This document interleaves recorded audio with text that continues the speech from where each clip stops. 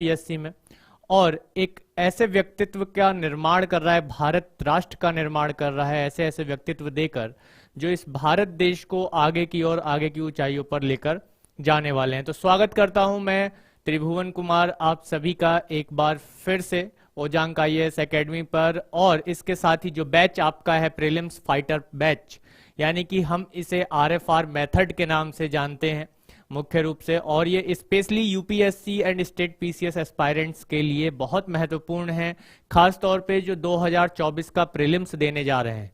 क्योंकि 2023 में हमने ऐसा देखा था और ऐसा समझा भी था कि मुख्य रूप से अगर हम देखें तो 2023 का प्रीलिम्स अपने आप में ये सोचने पर हमें मजबूर कर रहा था कि इस बार होने वाला क्या है। गुड मॉर्निंग सभी को, नमस्कार, मैं अच्छा हूं, आप सभी लोग कैसे हैं? एक नई ऊर्जा और नई तरंग के साथ मैं आप लोगों के साथ जुड़ चुका हूं, तो आप भी एक नई ऊर्जा के साथ मेरे साथ जुड़े। आज हम, जैसा कि आप लोगों को मालूम चली गया होगा कि आज हम इकोनॉमी को लेकर जो हमारा क्वेश्चन आंसर सीरीज है, सेक्शन है, उस पर चर्चा करेंगे। और मुख्य रूप से सबसे पहले जैसे मैं चर्चा कर रहा था कि 2023 का प्रीलिम्स हमें इस बात को सोचने पर मजबूर कर देता है कि भाई हमें जो है थोड़ा सा प्रीलिम्स पर बहुत अच्छे से फोकस करने की जरूरत है। प्रीलिम्स अब ऐसा एग्जाम नहीं रह गया है कि हम लास्ट के 3 महीनों में, यानी कि प्रीलिम्स से लगभग 3 महीने पहले अगर बैठेंगे तो हमारा हो जाएगा। इस बार का 2023 का प्रीलिम्स हमें इस बात की चेतावनी दे चुका है कि भाई अगर आपको पढ़ना है, अगर आपको प्रीलिम्स निकालना है, तो निरंतर आपको प्रैक्टिस करना होगा। और इसके साथ साथ आरएफआर के साथ साथ जो लोग मेरे साथ करंट अफेयर्स बैच में भी जुड़े हुए हैं, आधारशिला बैच में जुड़े हुए हैं, वो इस चीज को बहुत अच्छे से समझ रहे हैं कि कैसे करंट अफेयर्स और हमारे जो अदर सब्जेक्ट हैं उनका एक लिंकेज बनता है और क्वेश्चन किस तरह से ड्राइव करता है यूपीएससी। ठीक है, तो यहां पर क्वेश्चन भी नोट डाउन करने हैं क्या? देखिए, क्वेश्चन नोट डाउन नहीं करने हैं, मैं एक बार बात करूंगा आप लोगों को। अगर आप लोगों को पीडीएफ प्रोवाइड हो जाए तो क्वेश्चन को आप लें, लेकिन बस एक्सप्लेनेशन को आपको बहुत अच्छे से ध्यान से देखना है, समझना है और उससे रिलेट करके नोट्स क्रिएट करने हैं। क्वेश्चन की पीडीएफ मैं आशा करता हूं कि आप लोगों को जल्द से जल्द उपलब्ध हो जाया करे। तो गुड मॉर्निंग सभी को गुड मॉर्निंग।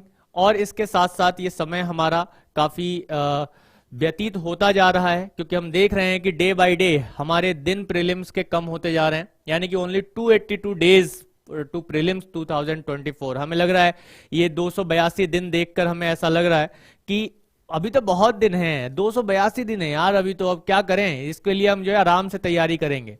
ठीक है, इसके लिए जो है हम आराम से तैयारी करेंगे। चलो छोड़ो, अभी जो है आराम से थोड़ा जो है सिर के नीचे तकिया लगाते हैं और सो लेते हैं, और जब क्या होगा, धीरे धीरे दिन खत्म होगा तो हर एक दिन आपको एक अलार्म देता हुआ जा रहा है, एक चेतावनी देता हुआ जा रहा है कि अगर आपने अभी तैयारी नहीं की तो कभी नहीं कर पाएंगे। ऐसा मैं क्यों कह रहा हूं? ऐसा मैं इस वजह से कह रहा हूं क्योंकि अगर आप सब्जेक्ट ट्रेंड एनालिसिस अगर देखेंगे इसमें, तो इसमें हम अगर इकोनॉमी की स्पेसिफिकली बात करें, जैसा कि मैं आपके साथ इकोनॉमी की बात करने वाला हूं, तो यहां 14 लिखा हुआ है, +4 और ऐड कर दीजिए इसमें, टोटल 18 जो क्वेश्चंस हैं वो 2023 प्रीलिम्स में आपको देखने के लिए मिलते हैं। 14 तो वो हैं जो एक तरीके से बेसिक कंसेप्ट से उठे हैं, बेसिक कंसेप्ट से, यानी कि कैसे कंसेप्ट, जो बेसिक हमारे कंसेप्ट हैं उनसे उठाए गए हैं, बेसिक कंसेप्ट से क्वेश्चन उठाए गए हैं।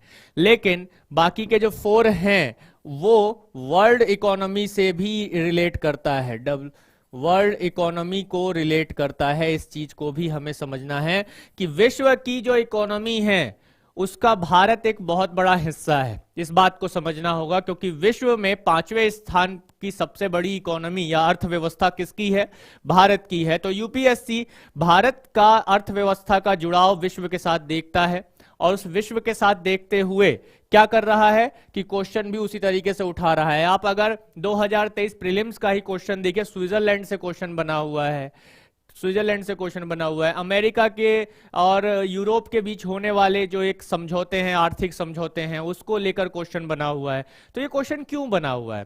क्योंकि भारत वर्ल्ड में, विश्व में क्या कर रहा है? विश्व में एक लीडिंग नेशन की तरफ बढ़ रहा है, यानी कि एक तरह से पूरे विश्व को इकोनॉमी में लीड करने की ओर बढ़ रहा है, जहां पूरे विश्व की अर्थव्यवस्था रिसेशन में चली जाती है, मंदी में चली जाती है, वहीं जो है यहां हम लोग देखते हैं कि भारत की अर्थव्यवस्था मंदी से बाहर रहती है और धीरे धीरे ग्रोइंग होती है और आगे की तरफ बढ़ रही है। ठीक है, क्लियर है बात यहां तक?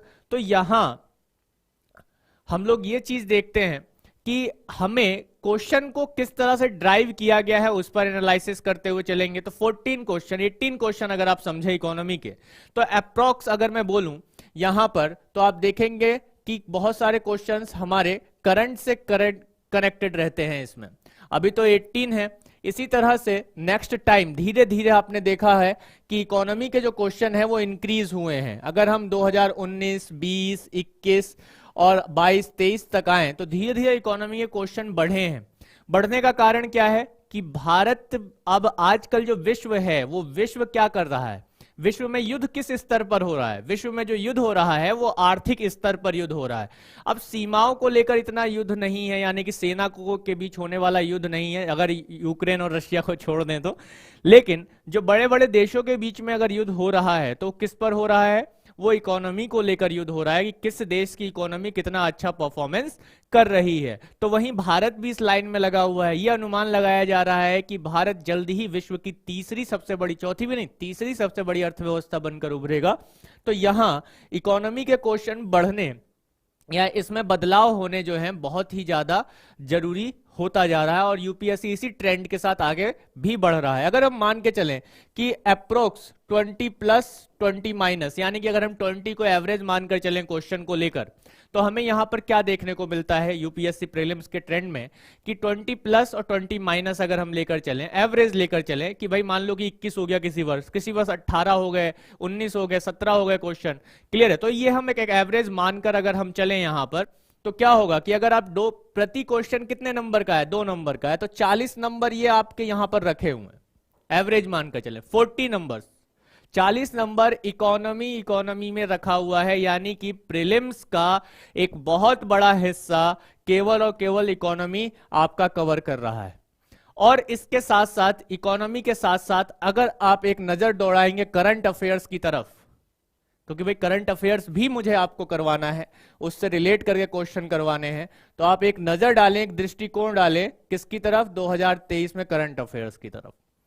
जब आप करंट अफेयर्स का फोकस करते हैं, करंट अफेयर्स पर जाते हैं, तब भी आप क्या देख रहे हैं? 22 क्वेश्चंस। यानी कि इसका भी एवरेज अगर हम 20 प्लस और माइनस लेकर चलें कि भाई किसी वर्ष 22 हो गए, 23 हो गए और किसी वर्ष भाई 19 हो गए, 18 ही रह गए करंट अफेयर्स के क्वेश्चन, जो मेन फोकस करंट अफेयर्स है, यानी कि जो सीधे करंट अफेयर्स से क्वेश्चन आया है वो तो ये सेम है ही है।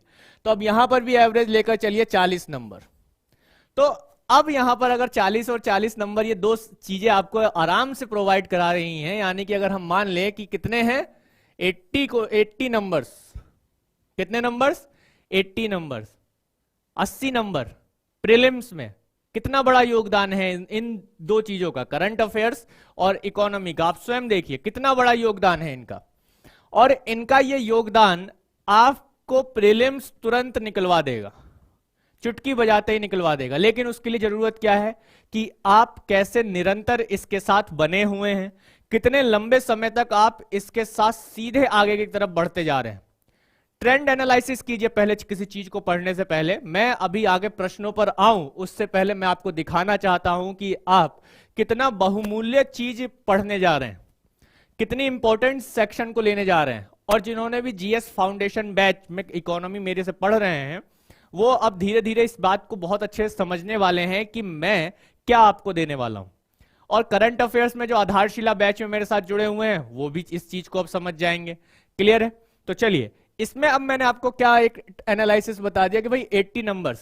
अब 80 नंबर हमारे लिए कितना इंपॉर्टेंट है? जहां हम पॉइंट्स में आने वाले नंबरों के लिए स्ट्रगल करते हैं, वहां 80 नंबर ये दो सब्जेक्ट इन प्रेजेंट ट्रेंड में हमें दे रहे हैं, ट्रेंड में ये दे रहे हैं हमें। अब इसके अलावा और जो अदर सब्जेक्ट हैं उनका भी एक अच्छा वेटेज है। क्या आप उनमें अच्छे नंबर्स और नंबर्स नहीं ला सकते? तो क्या आपका प्रीलिम्स नहीं निकलेगा? निकलेगा या नहीं निकलेगा ये बताएं आप। ठीक है, निकलेगा या नहीं निकलेगा? शैलजा, ये तो चलता रहेगा करंट अफेयर्स। ठीक है, करंट अफेयर्स चलता रहेगा। अभी पर मंथ पर है करंट अफेयर्स का क्लास जो है, लेकिन अगर आप लोगों का सपोर्ट अच्छा रहा, आप लोग अच्छी गैदरिंग में रहे, और जल्द ही हम जो है इसे 3 मंथ्स और इसके साथ साथ हम यहाँ पर 3 मंथ के साथ साथ हम लोग देखेंगे कि 6 मंथ का भी पैकेज आपको करंट अफेयर्स में लाएगा, बिल्कुल निकलेगा। ठीक है, यहां पर अब आप बात को समझ सकते हैं। अब इसके साथ अब इस चीज को और कैसे समझे, तो सर हम इसको ऐसे समझ सकते हैं, हम आपको ये बताएं कि भाई अभी 2023 का रिजल्ट तो आया पीटी का, लेकिन हम जानते हैं कि जो फाइनल मार्क्स होते हैं या कहा जा सकता है जो कट ऑफ होता है वो शो नहीं किया जाता है। लेकिन अगर हम last PT cut off 4 year का ट्रेंड में लें, उसको समझने की कोशिश करें, उसको जानने की कोशिश करें, तो हमारा क्या एक चीज निकल कर आती है, एक चीज हमारी ये निकल कर आती है हमारे ठीक सामने। एक चीज क्या निकल कर आ रही है बेटा, कि कैसे 2022 की जो कट ऑफ है, अब जर्नल की देखिए, हम लोग अक्सर इस चीज को समझते हैं, इस चीज को समझते हैं कि भाई जर्नल कैटेगरी का रिजल्ट जो है काफी खराब जाता है या काफी ज्यादा नंबर उसमें लाने होते हैं, तभी जो है हमारा पास हो पाता है, तभी हमारा पास हो पाता है। हमें अक्सर जो है इस चीज पर ध्यान, हम इस चीज को सोचते हैं, लेकिन वास्तविकता इससे बिल्कुल अलग है। इससे अलग क्या है आप खुद देखिए।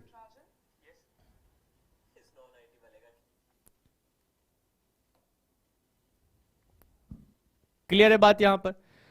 ठीक है, अब इस चीज को अब आप खुद देखिए, खुद समझेंगे। अब यहां पर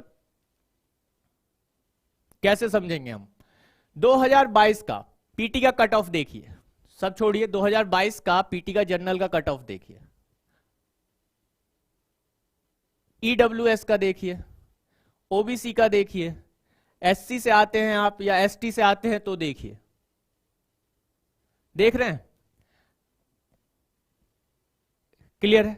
इस चीज को देख रहे हैं? 2019 में 98 था, 2020 में इतना हो गया, 21 में इतना हो गया और 22 में इतना हो गया, 23 में भी अप्रोक्स इसी के आसपास रहने वाला है। ठीक है, इसी के आसपास अप्रोक्स रहने वाला है। तो अभी मैंने पीछे एक चीज एनालिसिस की आप लोगों के साथ कि हमारे पास 80 नंबर अप्रोक्स किसके रखे हुए हैं, करंट अफेयर्स एंड इकोनॉमी से रखे हुए हैं या नहीं रखे हुए हैं? कोई शक हो यहां तक तो बताओ मुझे, रखे हुए हैं या नहीं रखे हुए हैं? और जब हम ओवरऑल पीटी का कट ऑफ ही देखते हैं कितना आ रहा है, सबसे ज्यादा वाला नंबर ले लेते हैं 2022 में, सबसे ज्यादा नंबर किसके हैं इसमें, जनरल कैटेगरी के हैं, और जनरल कैटेगरी के कितने आ रहे हैं यहां पर 88.22।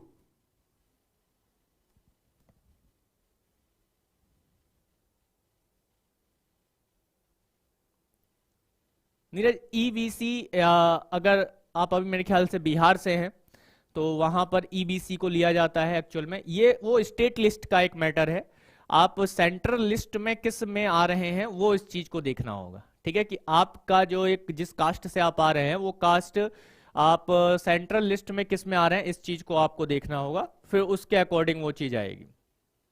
क्लियर है बात यहां पर?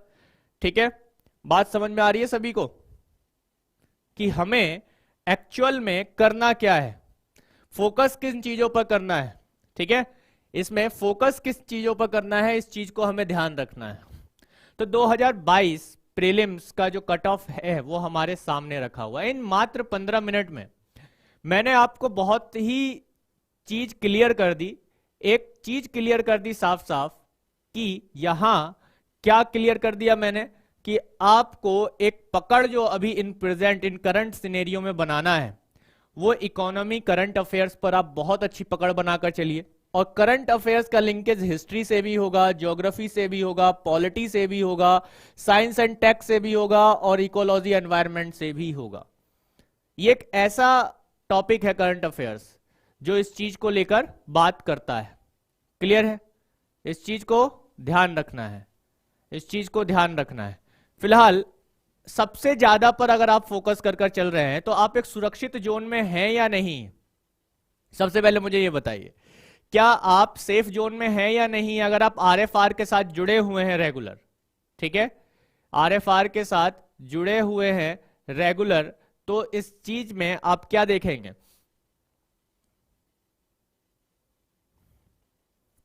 इस चीज में आप क्या चीज देखेंगे कि आपका प्रीलिम्स निकलने से कोई नहीं रोक सकता है। प्रीलिम्स जो है आपका निकलेगा ही निकलेगा। कोई नहीं रोक सकता है, क्योंकि ये प्रैक्टिस सेशन है और इस प्रैक्टिस सेशन में आप देखेंगे इन्हीं चीजों को कि आप क्वेश्चन को कैसे सॉल्व कर रहे हैं, कैसे हल कर रहे हैं। और जब चीजें आपको ये मालूम होंगी तो आपको कोई नहीं रोक सकता है। तो मात्र इन 15 मिनट में मैंने आपका प्रीलिम्स आसान कर दिया या नहीं किया? यही तो प्रीलिम्स फाइटर बैच का कमाल है, यही प्रीलिम्स फाइटर बैच का कमाल है। क्लियर है बात? ठीक है, आराम से निकल जाएगा। इतने 15 मिनट का गेम था, इस चीज को बस थोड़ा सा एनालाइज करके हमें चलना होता है। तो ओवरऑल अगर आप 2023 प्रीलिम्स की ही बात करेंगे तो वैकेंसी लगभग हमारी इतनी रही थी। फॉर्म हमारे 13 लाख स्टूडेंट्स के लगभग भरे गए थे। प्रीलिम्स में 9 लाख लोग पहुंच गए थे, है ना। बाकी लोग ऐसे ही थे कि मजे मजे में फॉर्म भर देते हैं कुछ लोग, है ना, मजे मजे में बहुत ही अच्छे तरीके से फॉर्म भर देते। अरे आईएएस वाला फॉर्म आया है, सब लोग जो यूपीएससी का जब नोटिफिकेशन आता है, अरे आईएएस वाला फॉर्म आया है, हमहू आईएएस बनेंगे बबुआ, डीएम बनेंगे, लाल बत्ती वाला गाड़ी हमहू को चाहिए। अब जब क्या होगा कि सब लोग जो है मौज में फॉर्म भर देते हैं, लेकिन जब पता चलता है अरे इतना पढ़ना पड़ता है, प्रीलिम्स के बादों 9 को परीक्षा देना पड़ेगा, 9 को एग्जाम देना पड़ेगा, अरे बाप रे बाप, तब क्या होगा कि सब छोड़ देता है, खत्म कर देता है कि अरे नहीं नहीं नहीं हमरा बस के नहीं है। लेकिन कोनो हिम्मत करके चला जाता है तो वो 9 लाख में आ जाता है कि भाई 9 लाख लोग अपियर कर दिया। लेकिन जब वो बैठता है प्रीलिम्स में तो कहता है यार ये पेपर कैसा बना है, हम तो पढ़े थे वो लूसेंटवा के किताब, उसमें लिखा था कि अकबर के मम्मी के पापा का नाम ई है, लेकिन इनमें पूछा कुछ और था, पता नहीं कहा अकबर का लेकर उसका और ऐसे पूछा था, कुछ समझ में नहीं आ रहा है। उसमें मुद्रा स्फीति महंगाई बताया था, इसमें मुद्रा स्फीति पता नहीं क्या क्या पूछ लिया, demand pull inflation, cost push inflation, ऐसे करके जो है सब गाना बजाना शुरू कर देता है, कुछ समझ में नहीं आता है। तो ये भीड़ जो है उन्हीं की है, तो इस भीड़ से घबराने की जरूरत नहीं है। अगर आप प्रॉपर प्रिपरेशन करके जा रहे हैं, अगर आप आरएफआर मेथड के सहभागी हैं, आप प्रीलिम्स फाइटर बैच के योद्धा हैं, तो आपको इस भीड़ से घबराने की बिल्कुल जरूरत नहीं है, क्योंकि आप इनमें रहने वाले हैं, इन नंबर्स में रहने वाले हैं, इस परसेंटेज में और इन नंबर्स में रहने वाले हैं। ठीक है, इस परसेंटेज में और इन नंबर्स में रहने वाले हैं। 14,624 जो नंबर है वो 2023 प्रीलिम्स का हमें देखने को मिलता है या नहीं मिलता है? तो आप इनमें से एक हैं, इनमें से नहीं हैं, इस चीज को ध्यान रखना है, समझे बात को। और ना ही आप रिजेक्शन लिस्ट में हैं, आप हिस्सा हैं 14,624 लोगों में 2023 में, अगर हम 2024 में भी अप्रोक्स इतना ही मानकर चलें तो, और हर साल अप्रोक्स इतना ही रहता है। क्लियर है बात, समझे? तो देखो, ज्यादा टफ होना किसी पेपर का या इजी होना, ये हमारे मस्तिष्क के ऊपर डिपेंड करता है, हमारे मानने और ना मानने के ऊपर डिपेंड करता है। एक क्वेश्चन, एक टॉपिक अगर आपने पढ़ा हुआ है और आपके एग्जाम में आ गया तो वही आपके लिए बहुत इजी हो जाता है, लेकिन वही टॉपिक यदि आपने ना पढ़ा हो और आपके सामने आ जाए तो वही टॉपिक आपके लिए टफ हो जाता है। दिक्कत यह है कि हम जो है रटने की कोशिश करते हैं और रटने की इस प्रक्रिया में हम डूब जाते हैं। ठीक है, तो चलिए ओवरऑल एक एनालिसिस आप लोगों को मिल गया होगा।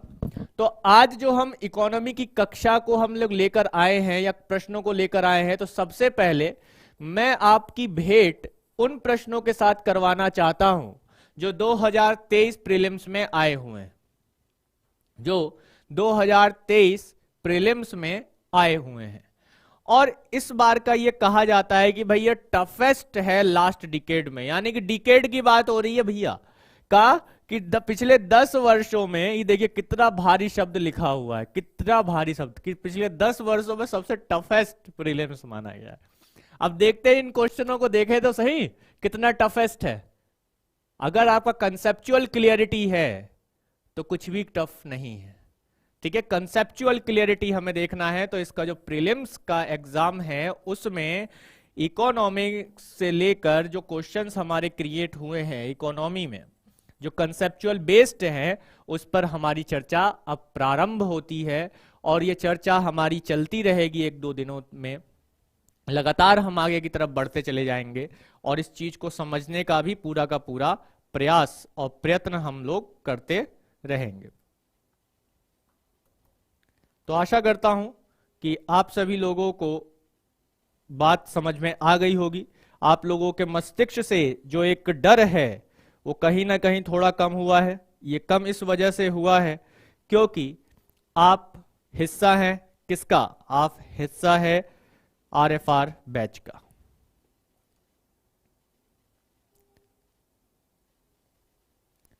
क्लियर है बात सभी को? चलिए तो अब शुरुआत कर लेते हैं।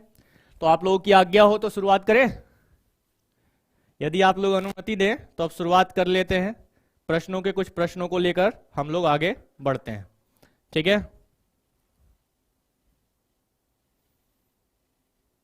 चलिए भाई, जो लोग मुझे YouTube पर देख रहे हैं उनसे अनुरोध है, विनम्र विनती है कि चैनल को शेयर करें ज्यादा से ज्यादा, और जो लोग पहली बार आए हैं चैनल को सब्सक्राइब और लाइक करना ना भूलें।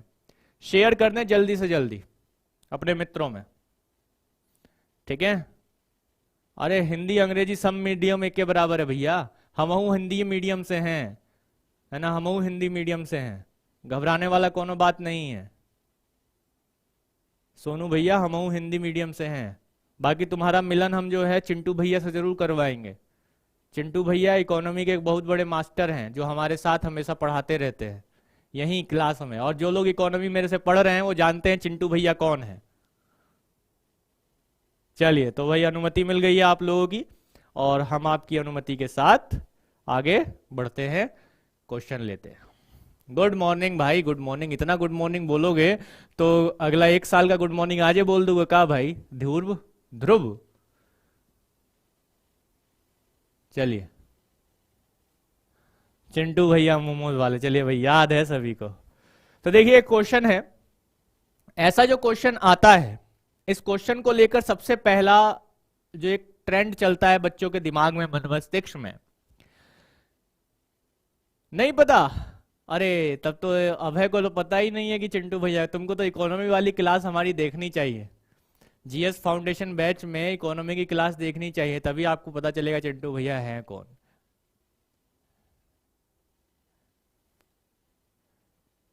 चलिए कोई दिक्कत नहीं है, बता देंगे, अभी आ जाएंगे चिंटू भैया, यहां पर भी बुलाएंगे उनको। फिलहाल तो ये क्वेश्चन है, और क्वेश्चन को देखकर बहुत से बच्चे घबरा जाते हैं। सबसे पहला घबराहट, तैयारी कराना मेरा काम है, तो उस तैयारी को लेकर मैं इस चीज पर एक कंसेप्ट लेता हूं, क्या कि क्वेश्चन को देखकर सबसे पहले तो हमें घबराना नहीं चाहिए। क्वेश्चन का हम एक स्वरूप देखते हैं कि अरे इतना बड़ा क्वेश्चन आ गया, सबसे पहले हमारे दिमाग में अरे क्या लिखा हुआ है यार, पढ़ें कि नहीं पढ़ें, सबसे पहले यही आता है। अरे इतना सारा लिखा हुआ है, पढ़ें तो क्या पढ़ें, कुछ समझ में ही नहीं आ रहा है। अब जब पढ़ना शुरू करते हैं तो पढ़ते पढ़ते कुछ लोग सो जाते हैं, वो ऐसे पढ़ना शुरू करते हैं। अब इसमें क्या है कि जो एक कथन 1 दिया हुआ है और कथन 2 दिया हुआ है, यानी कि स्टेटमेंट 1 और स्टेटमेंट 2, ऐसे क्वेश्चंस के साथ क्या करना चाहिए हमें? सबसे पहला क्वेश्चन मेरे से बच्चों का यही रहता है कि सर ऐसा जो क्वेश्चन दिया हुआ है ना, सबसे सॉल्व करने से पहले मैं सीधे सॉल्व करने पर नहीं उतरूंगा, पहले मैं बताऊंगा कि क्वेश्चन को टैकल कैसे करना है, उसको पढ़ना कैसे है। हमेशा जो है क्वेश्चन के साथ प्रेम कीजिए, जो क्वेश्चन दिया हुआ है उसके साथ मित्रता बढ़ाइए। अगर आप सीधे ऑप्शंस पर कूद जाते हैं तो आप ये समझ लीजिए कि आप गलत उत्तर देकर आएंगे, गलत उत्तर देकर आएंगे, और जब आप गलत उत्तर देकर आएंगे तो वहीं दिक्कत हो जाएगी। क्लियर है? अब इस बात पर बात करते हैं कि जो ऐसे क्वेश्चन होते हैं इसको करते समय हमें किस तरह का काम करना चाहिए या कैसे इसको हम कनेक्ट कर सकते हैं। देखो सबसे पहले बात होती है कि जो ये स्टेटमेंट्स के जो ऑप्शंस होते हैं इसमें गलत और सही दोनों सही हैं या दोनों गलत हैं, इसका अनुमान हमें लगाना होता है अगर हमारा कंसेप्ट कहीं पर थोड़ा बहुत ढीला होता है तो। और मैंने पहले भी इस चीज को बताया हुआ है कि स्टेटमेंट 1 और 2 के बीच में आप क्योंकि लगा दीजिए। क्या लगाएंगे? क्योंकि लगा दीजिए, तो एक कनेक्शन बन जाता है इसमें। जो बच्चे पहले मेरे से क्लास ले चुके हैं वो इस चीज को जानते हैं, समझते हैं कि अगर आप इसमें क्योंकि लगा देंगे तो एक कनेक्शन बन जाएगा, एक रिदम बन जाएगा। ठीक है, एक बहुत ही अच्छा कनेक्शन बनेगा, जिसकी वजह से आपको क्या होगा कि आपका जो स्टेटमेंट 1 है वो स्टेटमेंट 2 से कनेक्ट होगा, और जब इनके बीच एक पॉजिटिव रिलेशन बनेगा तो हमें पता चलेगा कि दोनों कथन सही हैं, लेकिन एक के साथ नेगेटिव बन रहा है और एक हमें पता है कि वो सही है, तो एक कथन सही होगा कोई और एक कथन गलत होगा। बात समझ गए? यहां पर क्लियर है? बहुत ही सिंपल है इस चीज को लेकर समझना, और यूपीएससी अपने हिसाब से बहुत ही सरल प्रश्न बनाता है, लेकिन उसको हम टफ बनाते हैं। क्लियर है? चलिए तो क्वेश्चन पढ़ते हैं। कहता क्या है ये क्वेश्चन हमसे? ये क्वेश्चन कहता है इंटरेस्ट इनकम। अब देखिए बात किसकी हो रही है? इंटरेस्ट इनकम की। Interest income from the deposits in infrastructure investment trust. In infrastructure investment trust. बिल्कुल सोनू, डेली क्लास होती है। इंफ्रास्ट्रक्चर इन्वेस्टमेंट ट्रस्ट, फोकस करना है, यहां एक ट्रस्ट की बात की जा रही है। Distributed to their investors is exempted from tax but the dividend is taxable. But the dividend is taxable, Hindi में दिया हुआ है। Infrastructure investment trust, infrastructure investment trust में अपने निवेशकों को वितरित जमा में ब्याज आय को कर से छूट दी गई है। किससे छूट दी गई है? ब्याज आय से, कर से छूट दी गई, लेकिन लाभांश कर योग्य है। लाभांश कर योग्य है क्योंकि इंफ्रास्ट्रक्चर इन्वेस्टमेंट ट्रस्ट को वित्तीय संपत्तियों का प्रतिभूतिकरण और पुनर्निर्माण और सुरक्षा हित प्रवर्तन अधिनियम 2002 के तहत उधारकर्ताओं के रूप में मान्यता दी गई है। यानी कि infrastructure investment trust recognise as the borrower under the securitisation and reconstruction of the financial assets and enforcement of security interest act। अब देखो बेटा, यहां दो तीन बातें बहुत अच्छे से क्लियर हो जानी चाहिए। सेकंड स्टेटमेंट, यहां से यहां तक आप ये वाली लाइन पढ़ोगे दोनों, तो ये एक फुल फॉर्म दी गई है। किसकी फुल फॉर्म दी गई है? ये फुल फॉर्म दी गई है बेटा सरफेसी एक्ट की। और आप में से अगर रेगुलर इकोनॉमी के टच में रहते हैं तो वो जानते हैं कि सरफेसी एक्ट क्या है। सरफेसी एक्ट 2002, सरफेसी एक्ट के बारे में बात की गई, इस चीज को ध्यान रखना है। सरफेसी एक्ट वास्तविकता में जो ये एक्ट है इसको लाया गया था एनपीए के लिए। किसके लिए लाया गया था? एनपीए के लिए। अब ये एनपीए क्या बवाल है? एनपीए जो बवाल है उसको हम फुल फॉर्म अगर बोले तो नॉन परफॉर्मिंग असेट्स, हिंदी में इसे कहते हैं गैर निष्पादित संपत्ति। गैर निष्पादित संपत्ति। जब हम गैर निष्पादित संपत्ति की बात करते हैं, किसकी? एनपीए की। बात को समझते हुए चलिए, देखिए एक टर्म आया एनपीए, एक टर्म आया हमारा सरफेसी एक्ट। सरफेसी एक्ट 2002, दो टर्म आए, ठीक है। सरफेसी एक्ट को लाया गया था किसके लिए? एनपीए के लिए। NPA in the sense non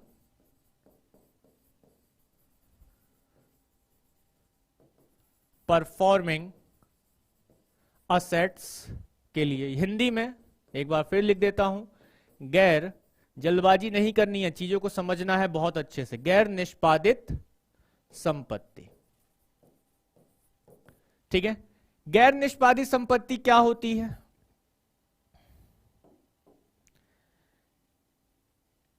बैंकों के द्वारा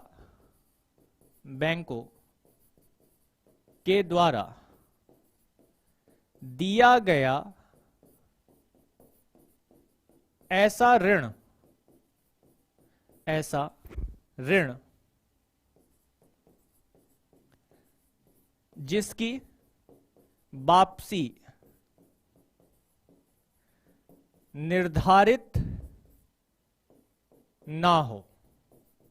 यानी कि ऐसा लोन बैंक द्वारा दिया गया हो जो डूब गया हो। क्या हो? जो डूब गया हो, यानी कि बैंक उसकी वापसी नहीं कर सकता है। बैंक उसकी वापसी अब नहीं कर सकता है, उसकी रिकवरी नहीं कर सकता है। जैसे उदाहरण के रूप में ले लो अपने भैया विजय माल्या भैया, नीरव मोदी भैया, ऐसे जो भैया सब है, ये सब भाई साहब लोग क्या किए?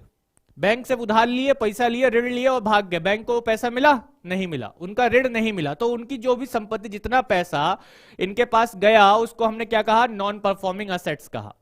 तो ऐसी गतिविधियों को रोकने के लिए लाया गया था सरफेसी एक्ट। क्या लाया गया था भाई?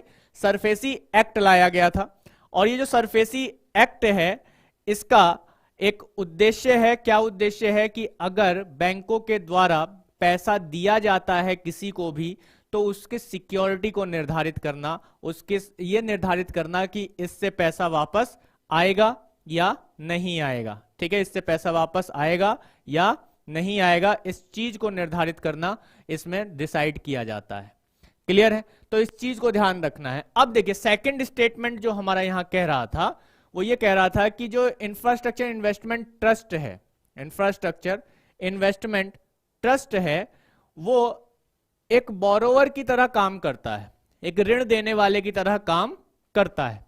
अब जब वो एक ऋण देने वाले की तरह काम करता है, तो सीधी सी बात है कि उसकी सिक्योरिटी, रिकंस्ट्रक्शन, ये सब देखा जाएगा। यानी कि हमें सीधा सा पता है कि ये वाला स्टेटमेंट राइट है हमारा, बिल्कुल सही। दूसरा स्टेटमेंट ये बिल्कुल सही है।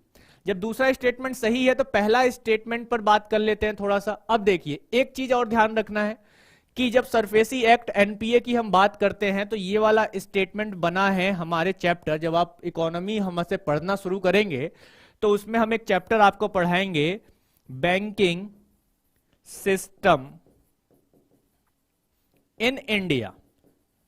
तो ये जो हेडलाइन है बैंकिंग सिस्टम इन इंडिया, यहां से ये क्वेश्चन बना हुआ है, यहां से ये प्रश्न बना हुआ है, क्योंकि हम इसमें फंड को रिकॉग्नाइज करने की बात कर रहे हैं, फंड को सुरक्षित करने की बात कर रहे हैं। ऐसा फंड, ऐसा ऋण जो बैंकों के द्वारा दिया गया है, किनको?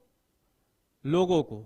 उसकी सुरक्षा क्या है और उसका कंसेप्ट क्या है? यानी कि एनपीए को कम करने के लिए, नॉन परफॉर्मिंग असेट्स को कम करने के लिए सरफेसी एक्ट को लाया गया था फरवरी 11, 2021 में।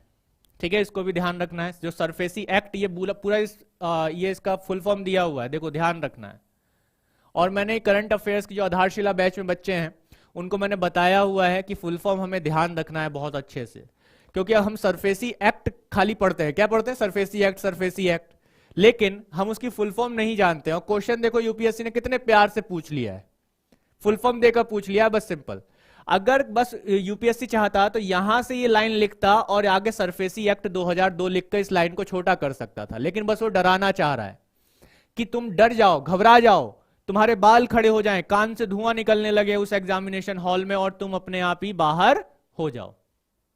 क्लियर है बात? ठीक है, ये चीज यहां पर दिखाई देती है। ठीक है, देखो एनपीए बेटा क्या है? बैंक के द्वारा दिया गया ऐसा ऋण जिसकी वापसी निर्धारित ना की जाए, यानी कि अब वो वापस नहीं आने वाला। सीधा सा ये समझ लो, बैंक के द्वारा दिया गया ऐसा ऋण जो डूब गया है, जो डूब गया है। क्लियर है? जो डूब गया है वो एनपीए। तो बैंकिंग सिस्टम से ये स्टेटमेंट बना दिया। अब इसकी अगर हम बात करें, interest income from deposit in the infrastructure investment trust, infrastructure investment trust. जब हम इंफ्रास्ट्रक्चर इन्वेस्टमेंट ट्रस्ट की बात करते हैं तो ये जो क्वेश्चन बना है आपका, ये क्वेश्चन बना है आपका कैपिटल मार्केट से। किससे बना है बेटा? कैपिटल मार्केट से ये क्वेश्चन बना है। और इसके साथ साथ आप इसे ध्यान रख सकते हैं कि ये जो क्वेश्चन बना है ये कैपिटल मार्केट और फॉरेन इन्वेस्टमेंट को लेकर बना है। जैसे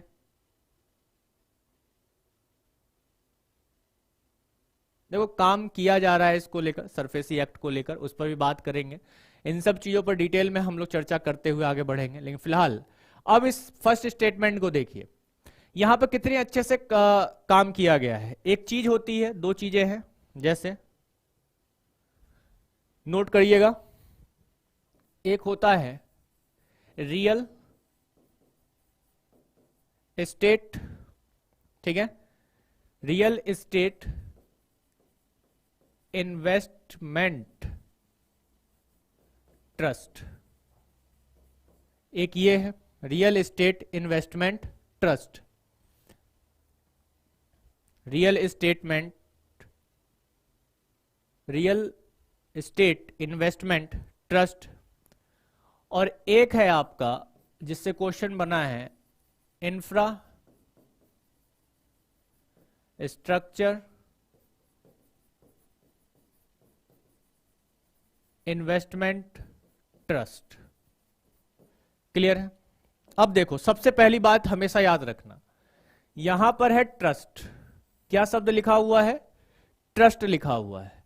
और ट्रस्ट जैसे ही आ जाए, ट्रस्ट जैसे ही आ जाए तो आपको ध्यान रखना है कि जैसे यहां बोला हुआ है कि इन्वेस्टर्स, यानी कि but the dividend is taxable, but the dividend is taxable, ये गलत हो जाता है। क्यों? क्योंकि ये एक ट्रस्ट है। क्या है? ये एक ट्रस्ट है। सबसे पहले इस चीज को ध्यान रखो, फिर मैं बताता हूं इसमें और क्या चीजें। इन दोनों में रियल एस्टेट इन्वेस्टमेंट ट्रस्ट क्या है और ये क्या है, ये दोनों हैं एक जैसे ही, लेकिन बस क्षेत्र इनके अलग है जहां जहां ये काम करते हैं या कार्य करते हैं। क्लियर हो गई बात यहां तक? ठीक है, बात क्लियर है? तो अब हम जब इसमें बात करें इसकी कि इंफ्रास्ट्रक्चर इन्वेस्टमेंट ट्रस्ट, ये क्या बोला हुआ है?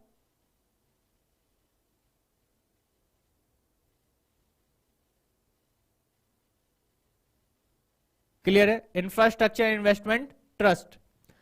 इसमें अगर हम बात करेंगे, किसकी बात करेंगे? इसमें हम बात करेंगे कि आधारभूत जो संरचना है, क्लियर है, जो आधारभूत संरचना है वो क्या है। क्लियर है?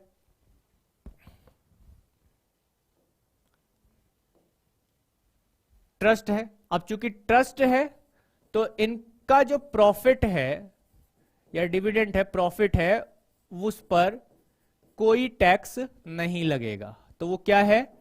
टैक्स फ्री है। तो ये क्वेश्चन क्या हुआ? ये वाला स्टेटमेंट आपका सही है या गलत है? तो ये स्टेटमेंट आपका गलत हो जाता है और ये स्टेटमेंट आपका बिल्कुल सही हो जाता है। क्लियर है? तो यहां पर कौन सा आपका ऑप्शन सही होगा? D, statement 1 is incorrect but statement 2 is correct. यानी कि कथन 1 गलत है और कथन 2 सही है। कथन 1 गलत है और कथन 2 सही है। क्लियर है? अब यहां पर हिंदी में देख लो। हिंदी में क्या देखोगे कि भाई इंफ्रास्ट्रक्चर इन्वेस्टमेंट ट्रस्ट है ना, हिंदी वाले ही सबसे ज्यादा मारे जाते हैं यहां पर। वो कोशिश नहीं करते हैं कि थोड़े से अंग्रेजी के शब्दों को समेटें। अभी आपको एक बहुत बड़ी गलती दिखाऊंगा, एक बहुत बड़ी गलती दिखाऊंगा आपको यूपीएससी के हिंदी ट्रांसलेशन में, जिसमें वो मारे जाते हैं, खासतौर पे इकोनॉमी और करंट अफेयर्स जैसे सब्जेक्ट में। हिंदी माध्यम मेरा भी है, लेकिन फिर भी इसको मैं अंग्रेजी में समझाने की कोशिश कर रहा हूं। आपको थोड़ा सा फ्लेक्सिबल होना पड़ेगा। यूपीएससी की तैयारी का मतलब होता है थोड़ा सा फ्लेक्सिबल, दोनों ही भाषाओं पे थोड़ा थोड़ा कमांड आपको होना चाहिए, अच्छा कमांड होना चाहिए। अब देखिए, सरफेसी एक्ट का फुल फॉर्म क्या दिया हुआ है हिंदी में? वित्तीय संपत्तियों का प्रतिभूतिकरण और पुनर्निर्माण और सुरक्षा हित प्रवर्धन अधिनियम 2002।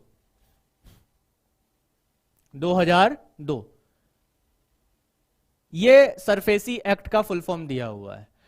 अब इसका शॉर्ट आप सरफेसी तो बोलेंगे नहीं जब आप पूर्ण रूप से ये लेकर बैठे हुए हैं कि हाँ हमें जो है अंग्रेजी ही हिंदी ही पढ़नी है, फिर तो आपको सरफेसी भी नहीं बोलना चाहिए, है ना, फिर तो आपको सरफेसी भी नहीं बोलना चाहिए। बेटा थोड़ा फ्लेक्सिबल होइए, चीजों को समझिए। इकोनॉमी और करंट अफेयर्स के मैक्सिमम ऑफ टर्म्स आपको ऐसे रहेंगे जिनका अंग्रेजी ही है, और उसका अगर आप हिंदी रूपांतरण करते हैं तो हिंदी रूपांतरण जो है यूपीएससी भी नहीं कर पाता है, यूपीएससी भी नहीं कर पाता है। यानी कि आप देखेंगे तो अगर हिंदी यूपीएससी यूज करता है तो 1964 की हिंदी यूज करता है यूपीएससी, जो समझ में भी नहीं आएगी। तो इसके लिए जो है हमको थोड़ा सा चीजों को ध्यान रख के समझना होगा और जानना होगा। चलिए बने रहे अंत तक, चीजें आपको समझनी है और जाननी है। तो फिर इसके बाद हम बात कर रहे थे कि इस पे जो है जब ये ट्रस्ट है तो ये इसका जो प्रॉफिट होगा वो टैक्स फ्री होगा, इस चीज को ध्यान रखना है। क्वेश्चन हमारा यही सॉल्व हो जाता है इस शब्द से ही, अगर ट्रस्ट की बात हो रही है तो यहां पर ये चेंज हो जाता है। अब देखिए यहाँ रियल एस्टेट की बात हो रही है और यहाँ इंफ्रास्ट्रक्चर की बात हो रही है। इंफ्रास्ट्रक्चर यानी हिंदी में अवसंरचना इसे कहा जाता है। जब हम इंफ्रास्ट्रक्चर की बात करते हैं तो इंफ्रास्ट्रक्चर यानी कि अवसंरचना, इसमें क्या होता है कि ये जो दोनों ही हैं, ये एक तरीके से कहा जाए तो रियल एस्टेट में एक म्यूचुअल फंड है। और बेटा म्यूचुअल फंड की कोई हिंदी नहीं है ना, म्यूचुअल को म्यूचुअल ही कहा जाता है और फंड को कोष कहा जाता है हिंदी में, बस इतना है। क्लियर है बात? ठीक है, इस चीज को समझिए।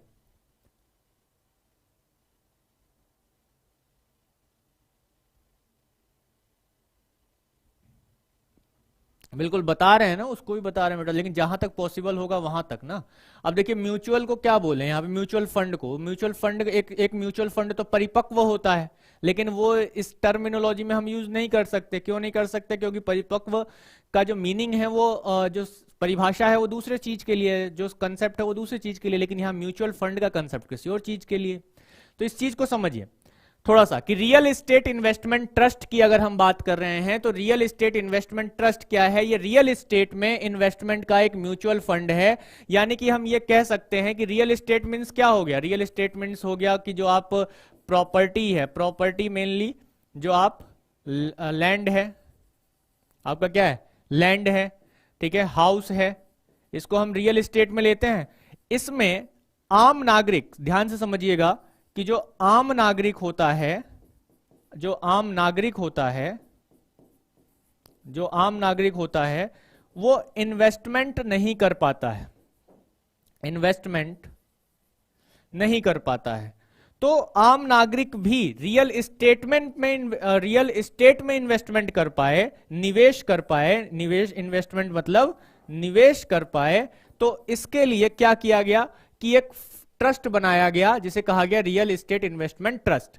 आम नागरिक क्या करता है? इस प्रकार के ट्रस्ट में थोड़ा थोड़ा पैसा जमा करता है, तो एक फंड बनता है, एक कोष बनता है, और उस फंड को एक साथ क्या किया जाता है कि रियल एस्टेट में इन्वेस्टमेंट कर दिया जाता है। रियल एस्टेट में क्या किया जाता है? इन्वेस्ट कर दिया जाता है, यानी कि जो बड़े बड़े प्रॉपर्टी डीलर्स हैं उनके कार्यों में इन्वेस्ट कर दिया जाता है। और जो इससे लाभ होता है उसका 100% में से 90% किनको दे दिया जाता है? जो इन्वेस्टर्स हैं, जो आम नागरिक हैं, उनको दे दिया जाता है। और बाकी का जो 10% है वो स्वयं कौन रख लेता है? रियल एस्टेट इन्वेस्टमेंट ट्रस्ट, ये रख लेता है। सेम यही काम, बिल्कुल सेम यही काम इंफ्रास्ट्रक्चर इन्वेस्टमेंट ट्रस्ट का है। अगर वाकई आप पढ़ने के इच्छुक हैं तो इस बात को समझने का प्रयास कीजिए, और जो बात एक बार में समझ में ना आए तो इसका मतलब ये समझ लेना कि आप उसे पहली बार पढ़ रहे हैं, पहली बार देख रहे हैं, और यूपीएससी इसी चीज को ही पूछ रहा है। और जब आप पहली बार देख और पढ़ रहे हैं तो ये बात यकीन करने वाली है कि एक बार में कोई चीज हमें समझ में नहीं आती है, और जब एक बार में कोई चीज हमें समझ में ना आए तो इसका मतलब यह है कि हमें बहुत ज्यादा काम करने की जरूरत है, बहुत ज्यादा पढ़ने की जरूरत है। और जब हम बहुत ज्यादा पढ़ेंगे नहीं, काम नहीं करेंगे, तो हम आगे नहीं बढ़ पाएंगे। सीधी सी बात है, यूपीएससी का स्टैंडर्ड दिखा रहा हूं मैं आपको कि आपको कितनी मेहनत अभी करनी है। चलिए, तो सेम यही काम किस में होगा? इंफ्रास्ट्रक्चर इन्वेस्टमेंट ट्रस्ट में होगा। लेकिन इंफ्रास्ट्रक्चर इन्वेस्टमेंट ट्रस्ट यानी कि जो अवसंरचना इन्वेस्टमेंट निवेश ट्रस्ट है,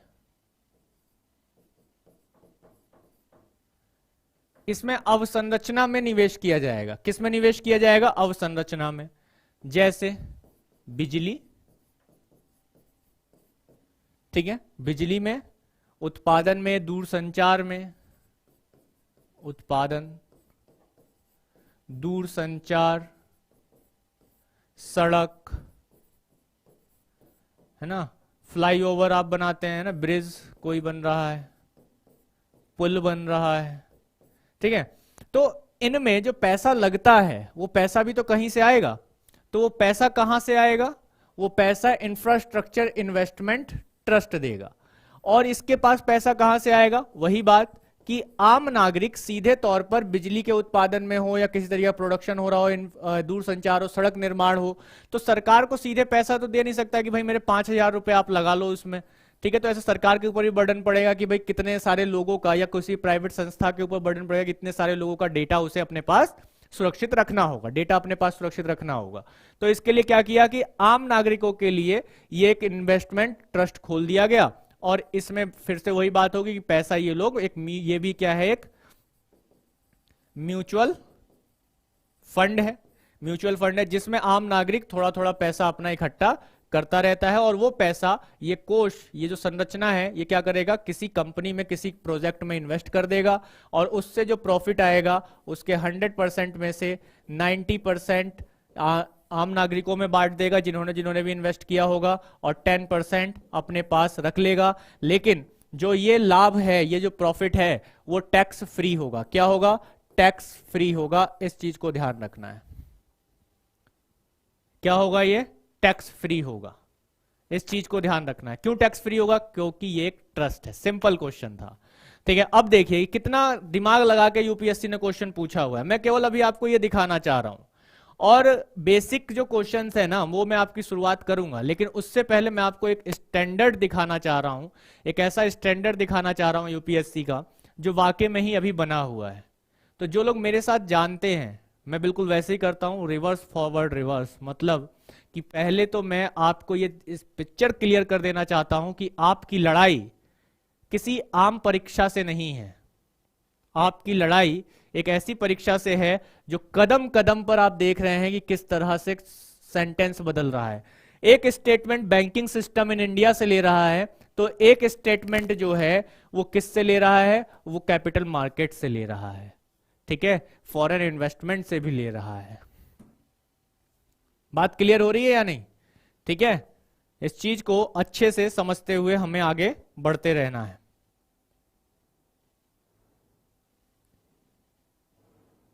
चलिए, क्लियर है बात यहां तक? तो मैं चीजें आपके सामने बस इस प्रकार से रखने का प्रयास कर रहा हूं कि आपको पता चले कि हमारे सामने यूपीएससी कैसे कैसे प्रश्नों को रखता है। जैसे ये भी देखिए, क्वेश्चन देखिए, ये वाला प्रश्न भी कुछ इसी प्रकार है आपके सामने। क्या है? देखिए, ये भी 2023 प्रीलिम्स का क्वेश्चन है। कथन 1 और कथन 2, ऐसे स्टेटमेंट वाले क्वेश्चन बहुत ज्यादा पूछे गए हैं। बिल्कुल कदम कदम पर स्टेटमेंट्स हैं, और अगर आपने इनके कंसेप्ट को अच्छे से समझ लिया है, पढ़ लिया है, जान लिया है थोड़ा सा, तो आपको कोई नहीं रोक सकता है। जैसे ये वाला स्टेटमेंट देखिए, हाल ही में महामारी के बाद दुनिया भर के कई केंद्रीय बैंकों ने ब्याज दरों में बढ़ोतरी की थी। किसमें बढ़ोतरी की थी? ब्याज दरों में बढ़ोतरी की थी। In the post-pandemic recent past, many central banks worldwide had carried out interest rate hike.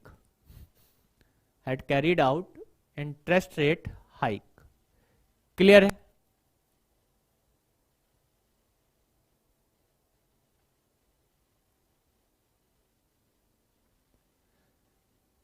SARFAESI act जो है, जो पैसा ऋण के रूप में दिया जा रहा है, उसकी सुरक्षा के उद्देश्य से लाया गया है। सुरक्षा के उद्देश्य से लाया गया है, और वो अगर ऋण ना लौटाया जाए तो उसके लिए क्या एक प्रक्रिया है वापस लाने की, उस प्रक्रिया के लिए लाया गया है अंशिका क्लियर है?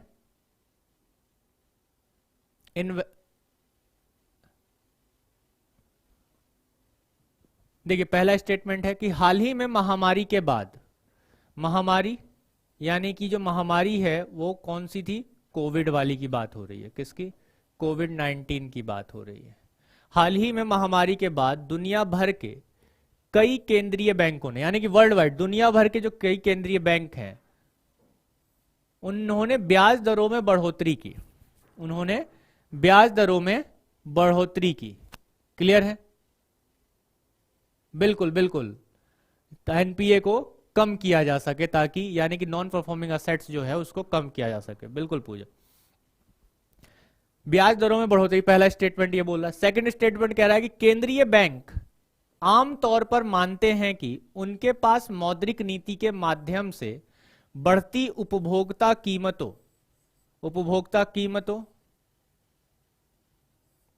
का मुकाबला करने की क्षमता है।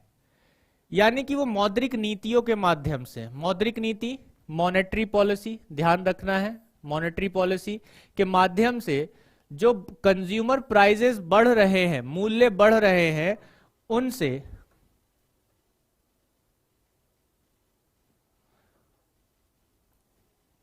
एक बारी जो है अवनीश आप रिकॉर्डेड क्लास जरूर देख लेना, ठीक है? मैं बार बार बैक पर जाऊंगा तो दिक्कत होगी, आप दोबारा से देख लिया, मैंने उसे वहां समझाया है तो आप एक बार देख लेना, ठीक है?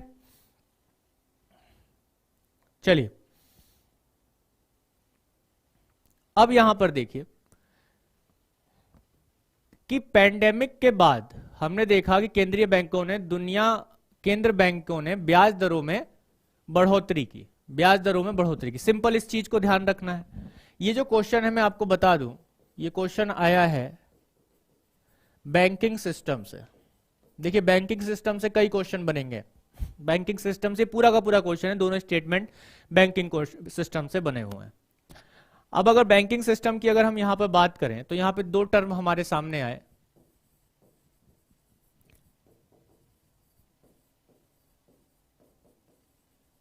बैंकिंग सिस्टम में दो टर्म हमारे सामने आए, एक तो मॉनेटरी पॉलिसी, हिंदी में मौद्रिक नीति, ठीक है? हिंदी में मौद्रिक नीति।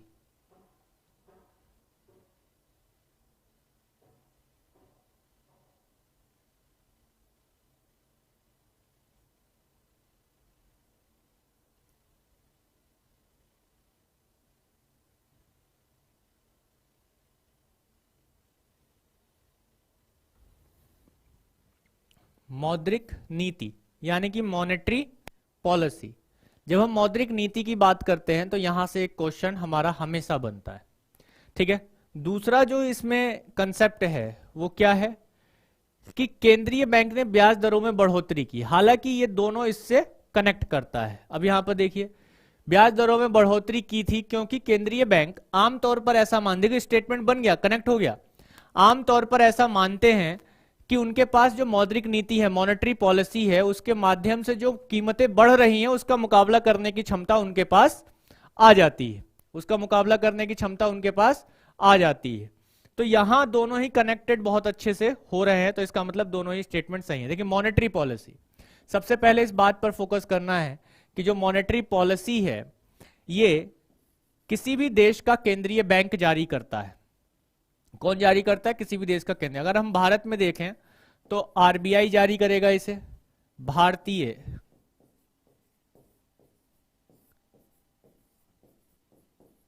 रिजर्व बैंक, ठीक है? भारतीय रिजर्व बैंक इसे जारी करेगा। क्लियर है? ठीक है, भारतीय रिजर्व बैंक इसे जारी करेगा।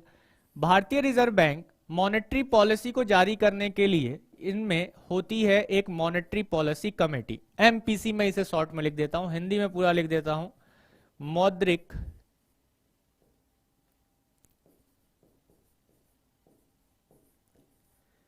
नीति समिति, मौद्रिक नीति समिति, मॉनेटरी पॉलिसी कमेटी। ठीक है, मॉनेटरी पॉलिसी कमेटी, इसमें टोटल 6 मेंबर्स होते हैं। कितने? टोटल 6 मेंबर इसमें हमें दिखाई देते हैं। कितने मेंबर्स होते हैं? 6 मेंबर।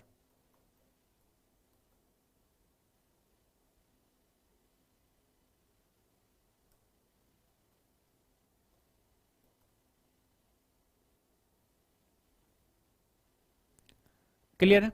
6 मेंबर होते हैं, जिसमें जो इसके चेयरमैन होते हैं, हेड जो होते हैं, वो कौन होते हैं? आरबीआई के गवर्नर। नोट करते जाना चीजों को। आरबीआई के गवर्नर इसके हेड होते हैं। ठीक है, क्लियर है? बाकी के जो 2 और मेंबर्स होते हैं वो भी आरबीआई से होते हैं, 2 मेंबर्स अदर्स। ठीक है, फिर इसके अलावा जो 3 मेंबर्स होते हैं अदर, वो गवर्नमेंट ऑफ इंडिया से आते हैं, गवर्नमेंट ऑफ इंडिया के होते हैं, गवर्नमेंट ऑफ सेंट्रल गवर्नमेंट की तरफ से होते हैं। तो जो लोग बने रहेंगे भाई बहुत कुछ सीख जाएंगे, और जो लोग नहीं बने रहेंगे उनको कुछ पता ही नहीं होगा। ठीक है,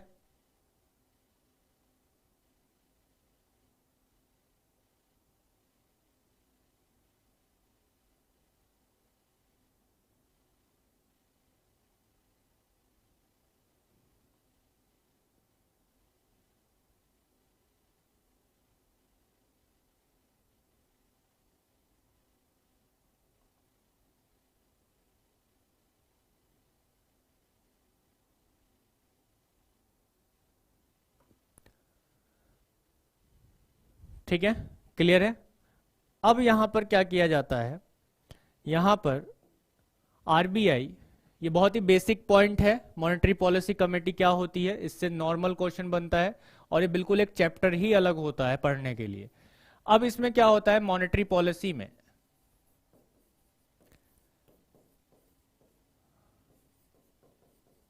मॉनेटरी पॉलिसी में अब इसमें रेपो रेट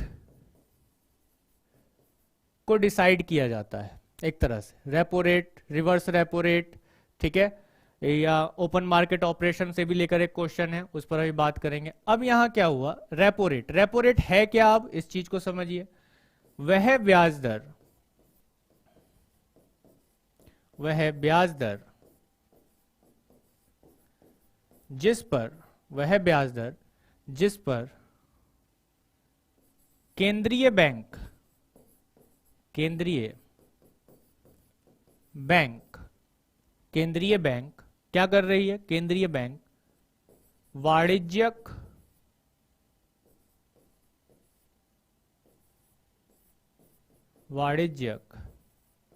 बैंकों को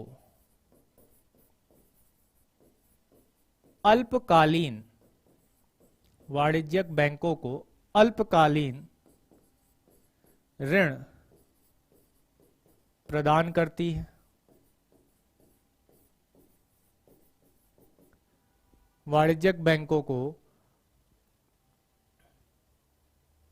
गवर्नमेंट ऑफ इंडिया से वो लोग होंगे जो अर्थशास्त्र या अर्थव्यवस्था में अच्छी पकड़ रखते होंगे, ठीक है, उनको गवर्नमेंट ऑफ इंडिया अपॉइंट करती है। ठीक है, क्लियर है बात? तो इस चीज को ध्यान रखना है सबसे पहले, वह ब्याज दर जिस पर केंद्रीय बैंक वाणिज्यिक बैंकों को अल्पकालीन ऋण प्रदान करते हैं, यानी कि शॉर्ट टर्म के लिए ये ऋण देते हैं। ठीक है, वाणिज्यिक बैंक यानी कि कॉमर्शियल बैंक। ठीक है, अल्पकालीन को अंग्रेजी में कहते हैं शॉर्ट टर्म। ठीक है, केंद्रीय बैंक को अंग्रेजी में कहते हैं सेंट्रल बैंक, जो देश का है, कंट्री का है, जैसे अगर हम इंडिया में कहें तो कौन, आरबीआई। ठीक है, ऋण, लोन, क्लियर हो गई? ब्याज दर, इंटरेस्ट रेट,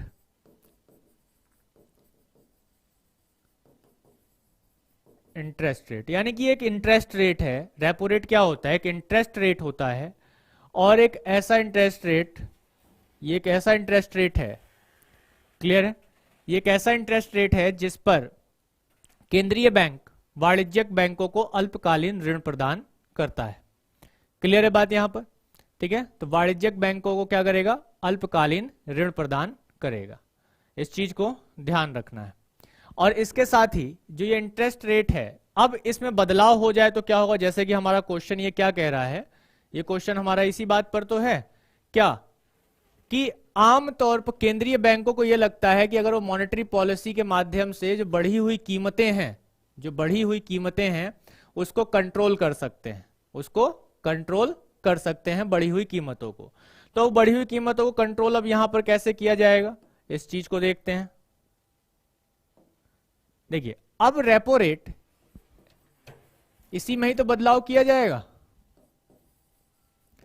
इसी में ही तो बदलाव किया जाएगा। बदलाव किस में किया जाएगा? रेपो रेट में किया जाएगा।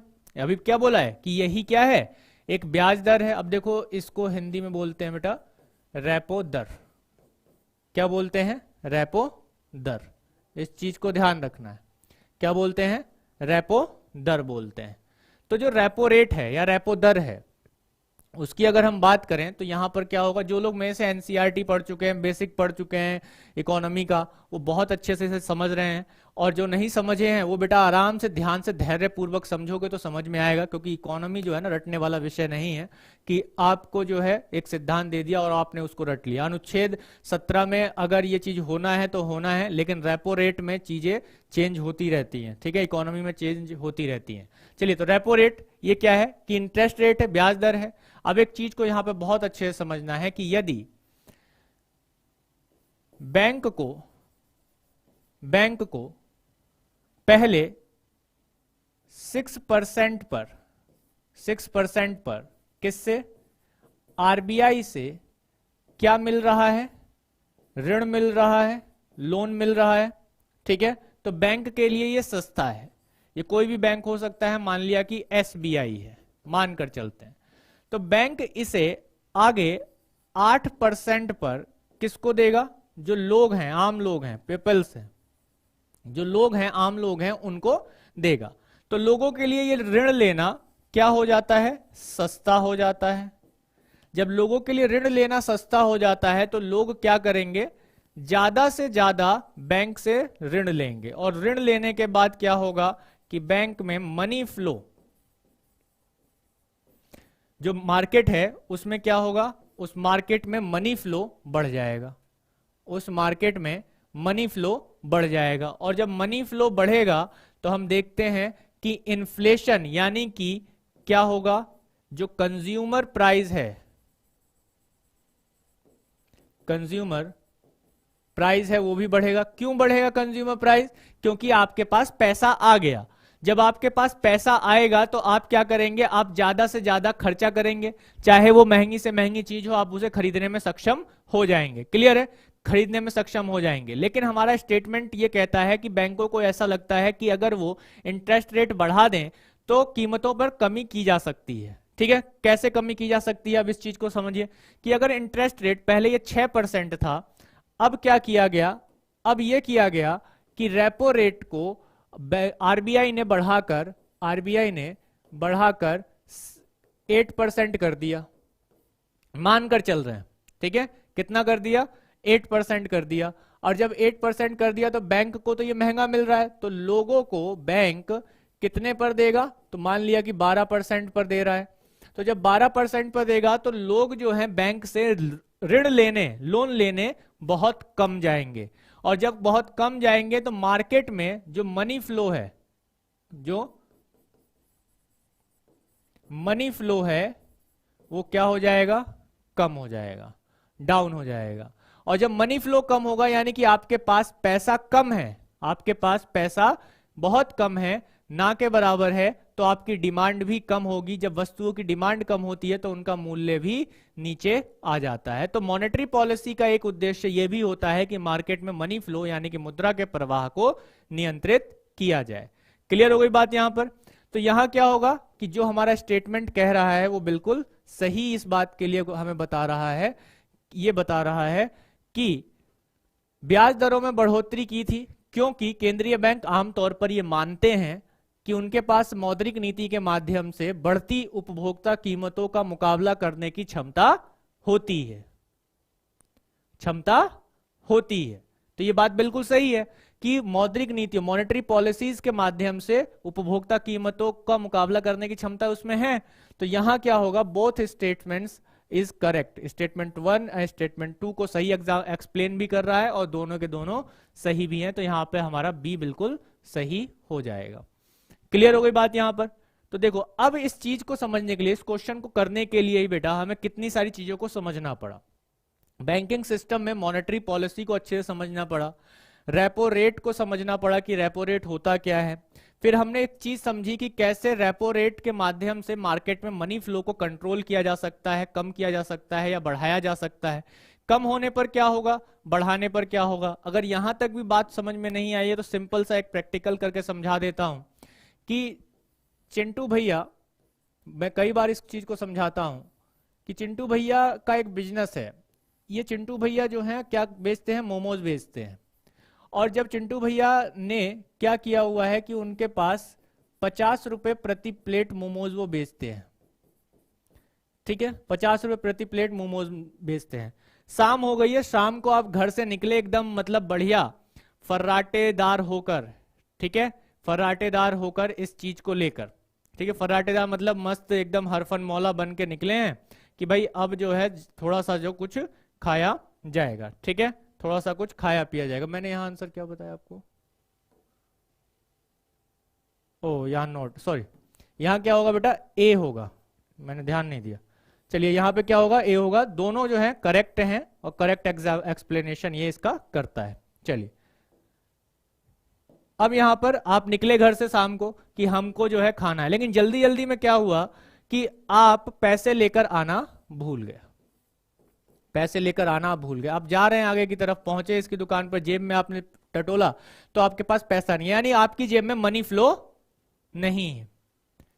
नहीं, जनता को लोन नहीं देता है आरबीआई बेटा, जनता को लोन नहीं देता, बैंक देता है, जो आपके कॉमर्शियल बैंक्स होते हैं वो देगा, ठीक है।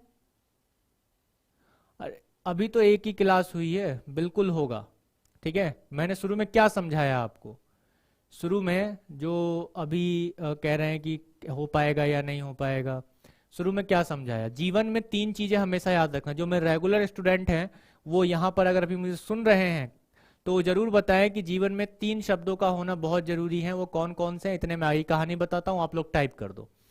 तो यहां क्या हुआ कि आपके पास जो 50 रुपया नहीं है, जब 50 रुपया नहीं है, मनी फ्लो नहीं है जेब में, तो आप चिंटू के पास पहुंचे और चिंटू से कहा कि भाई मुझे मोमोज दे दो, लेकिन आपने जब जेब में हाथ डाला तो पैसा नहीं है। अब आपने क्या किया, पहले तो डिमांड की, लेकिन अब आपकी डिमांड नीचे गिर गई, आपके पास पैसा नहीं।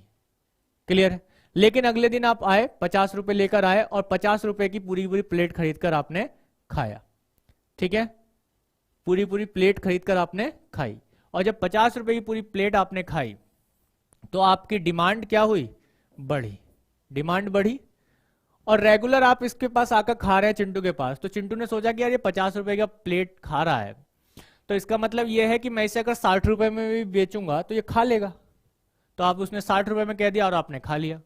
तो यहां क्या हुआ, यहां ये हुआ कि आपके पास पैसा ज्यादा है तो आपने डिमांड भी बढ़ाई और कितने भी रुपए में मिल जाए तो आप आराम से खा सकते हैं। तो इस वजह से महंगाई बढ़ी। लेकिन अगर आपकी जेब में पैसा नहीं है, मनी फ्लो नहीं है, मार्केट में पैसा नहीं है, मनी फ्लो नहीं है, तो डिमांड नीचे गिर जाएगी, वस्तु के मूल्य गिर जाएंगे। उसको कंट्रोल करने के लिए आरबीआई रेपो रेट का यूज करती है।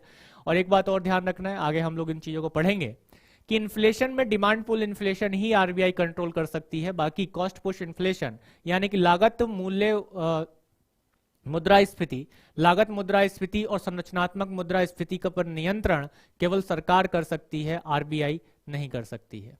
क्लियर है बात, बिल्कुल, बहुत अच्छे, बहुत बहुत धन्यवाद। धैर्य, त्याग और ईमानदारी बहुत ज्यादा जरूरी है। जो मेरे से कैंडिडेट रेगुलर जुड़े हुए हैं और जिन्होंने धैर्य के साथ मेरी क्लासेस की हैं उन्होंने बहुत कुछ सीखा है, काफी कुछ आगे निकलने की बात की गई है। तो आपके पास धैर्य, त्याग और ईमानदारी ये चीजें होनी ही चाहिए। अगर आपके पास नहीं है तो आप यकीन मानिए आप शिक्षा कभी ग्रहण नहीं कर सकते, आप कुछ सीख नहीं सकते। धैर्य बहुत जरूरी है सीखने के लिए। आप एक समय में, एक दिन में किसी चीज की जांच नहीं कर सकते, खास तौर पे अपने गुरु के ज्ञान की जांच तो कभी कर ही नहीं सकते, ठीक है, चलिए, तो इस चीज को ध्यान रखना है, धैर्य, त्याग और ईमानदारी के साथ आगे बढ़ना है। कंसेप्ट एक थोड़ा सा समझ में आ गया होगा इसका। अभी मैं केवल और केवल जैसे मैंने शुरुआत से जिन्होंने क्लास मेरी देखी है आज की, उनको मैंने बताया है कि मैं अभी जो है आपको बेसिक चीजों से क्वेश्चन उठाकर बताना नहीं, मैं किस पर एनालिसिस कर रहा हूं अभी, घबराने वाली बात नहीं है, किस पर एनालिसिस कर रहा हूं, मैंने क्या बताया अभी शुरुआत में ही, मैं किस पर एनालिसिस कर रहा हूं, आपका एनालिसिस कर रहा हूं 2023 के प्रीलिम्स में, ठीक है। और जो लोग अभी घबरा गए ना कि अरे क्या हो रहा है, हमको समझ में नहीं आ रहा है, हमारा दिमाग जो है गड़बड़ा गया है, तो वो समझ लीजिए कि दिक्कत होने वाला है उनके साथ बहुत तगड़ा। धैर्य के साथ चीजों को सुनो और समझने की कोशिश करो। मैं केवल ये चीज दिखाना चाहता हूं कि आपको किससे टकराना है और हमारी बारीक चीजें क्या है। क्लियर है बात? ठीक है, तो अभी तो हमने 2 क्वेश्चन देखे हैं, है ना, अभी तो हमने 2 क्वेश्चन देखे हैं, अभी तो हमारी लड़ाई चलती रहेगी। इतने में ही अगर हिल गए तो फिर कोई खड़ा नहीं कर सकता है, क्योंकि मैं शुरू में इसी वजह से आपको बता चुका हूं कि इकोनॉमिक्स में आपने अगर मेहनत कर ली, इकोनॉमिक्स में आपने अगर मेहनत कर ली, थोड़ी सी भी मेहनत कर ली, आप ना 40 ले आ पाए, 38 तो ले आओगे, 35 तो ले आओगे, चलो मरे से मरे 32 तो ले आओगे।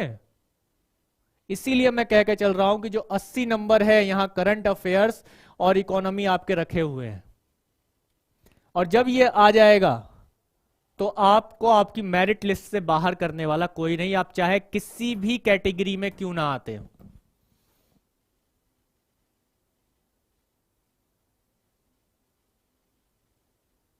ठीक है, क्यों जरूरी है आरएफआर, इस वजह से जरूरी है, इसीलिए मैंने शुरू में आपको ये चीज दिखाई। सीधे क्वेश्चन पर नहीं गया, क्योंकि मुझे पता था कि बहुत सारे बुद्धिजीवी लोग ऐसे होंगे जो रोना गाना शुरू कर देंगे, तुरंत रोना गाना शुरू कर देंगे। अभी तो मैं केवल प्रीलिम्स को दिखा रहा हूं, बेसिक चीजों पर तो मैं आऊंगा ही आपके क्वेश्चंस लेकर। क्लियर है? और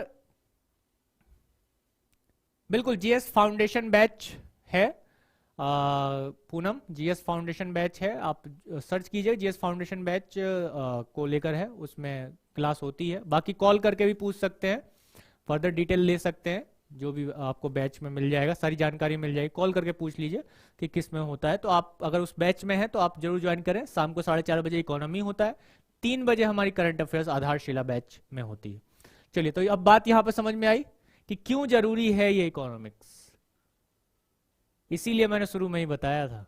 और जो बच्चे शुरू से लेकर अब तक मेरे साथ बने हुए हैं, यकीन मानो कि आपको कभी कोई नहीं रोक सकता है, ठीक है, कभी कोई नहीं रोक सकता है। तो अभी तो और अभी तीसरे, चौथे, पांचवे, छठे इन सब क्वेश्चंस पर अभी बात करेंगे, अभी तो 2 ही क्वेश्चन पर बात की, ठीक है।